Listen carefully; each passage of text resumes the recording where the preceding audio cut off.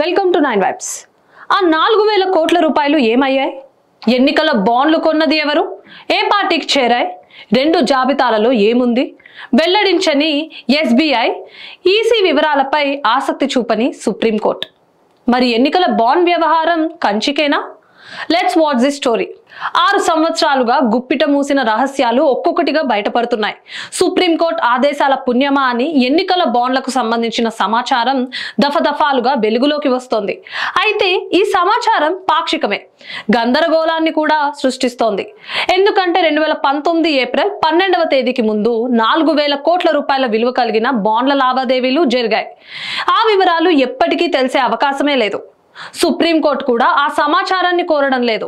ఈ నెల 14, 17 తేదీలలో ఎన్నికల కమిషన్ కొంత సమాచారాన్ని అందించింది. ఈ నెల 21న మరిన్ని వివరాలు రాబోతున్నాయి. అయితే ఈ వివరాలన్నీ 2019 ఏప్రిల్ 12వ తేదీ నుండి ఈ ఏడాది జనవరి వరకు జరిగిన లావాదేవీలకు సంబంధించినవే. ఎన్నికల కమిషన్ 2 జాబితాలను తన వెబ్సైట్లో అప్లోడ్ చేసింది. 2019 ఏప్రిల్ 12వ తేదీ నుండి ఈ ఏడాది జనవరి వరకు బాండ్లను కొనుగోలు చేసిన వారి వివరాలు తొలి జాబితాలో ఉన్నాయి. బాండ్లను కొన్న తేదీ, దాని విలువ కూడా అందులో ఉంది.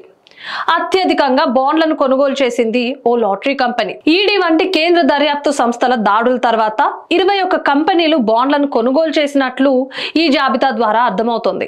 ఇక రెండో జాబితాలో రాజకీయ పార్టీలు ఏ తేదీన ఎంత విలువ కలిగిన బాండ్లను నగదుగా మార్చుకున్నాయన్నది తెలియజేశారు. వివిధ రాజకీయ పార్టీలకు 16,492 కోట్ల మేర విరాళాలు అందగా వాటిలో ఒక్క బీజేపీ ఖాతాకే 8,250 కోట్లు చేరాయి. అయితే ఈ జాబితాలో బాండ్లపై ఉండే యూనిక్ కోడ్ నెంబర్లు కనిపించలేదు.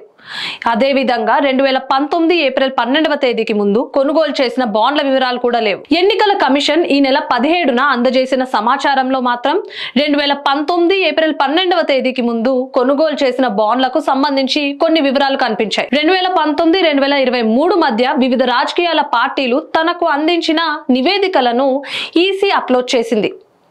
ఇక్కడ గమనించాల్సిన విషయం ఏంటంటే, పలు పార్టీలు తాము ఏ తేదీన ఎంత విలువ కలిగిన బాండ్లను నగదుగా మార్చుకున్నాయన్నది ఈసీకి తెలియజేశాయి.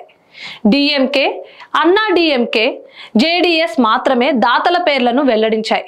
డిఎంకేకు lottery company future gaming and hotel services private limited అత్యధికంగా విరాళం అందించింది. 2018లో జరిగిన కర్ణాటక శాసనసభ ఎన్నికలకు ముందు జేడీఎస్ కు ఇన్ఫోసిస్ కంపెనీ విరాళం ఇచ్చింది. ఆమ్ ఆద్మీ, కాంగ్రెస్ పార్టీలు మాత్రం 2019లో తమకు విరాళాలు ఇచ్చిన దాతల పేర్లు మాత్రమే బయటపెట్టాయి. ఎస్బీఐ నుండి ఇంకా ఎన్నికల కమిషన్ కు అందించాల్సిన సమాచారం చాలానే ఉంది. ముఖ్యంగా బాండ్ల యూనిక్ కోడ్లు తెలియాల్సి ఉంది. సుప్రీంకోర్టు తాజా ఆదేశాల మేరకు ఈ వివరాలన్నీ ఈ నెల 21న బయటపడే అవకాశం ఉంది. బాండ్ కోడ్ తెలిస్తే దానిని ఎవరు కొనుగోలు చేశారు, ఎవరికి అందజేశారు, ఏ పార్టీ దాన్ని నగదుగా మార్చుకుంది వంటి ప్రశ్నలకు సమాధానాలు లభిస్తాయి. దాతలు, పార్టీల మధ్య క్విడ్ ప్రోకో సంబంధాలు కూడా బయటపడతాయి. కోడ్ తెలిసినప్పటికీ 2018 మార్చ్, 2019 ఏప్రిల్ మధ్య కొనుగోలు చేసిన బాండ్ల సమాచారం మాత్రం అంతు చిక్కని రహస్యంగానే మిగిలిపోతుంది.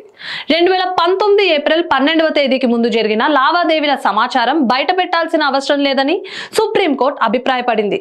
కానీ ఆ సమయంలో కొనుగోలు చేసిన బాండ్ల విలువ అక్షరాల 4000 కోట్ల రూపాయలు. లోక్సభ ఎన్నికలకు ముందు చేతులు మారిన ఆ సొమ్ములో అధిక భాగం బీజేపీ జేబులోకి చేరిందన్నది నిర్వివాదాంశం.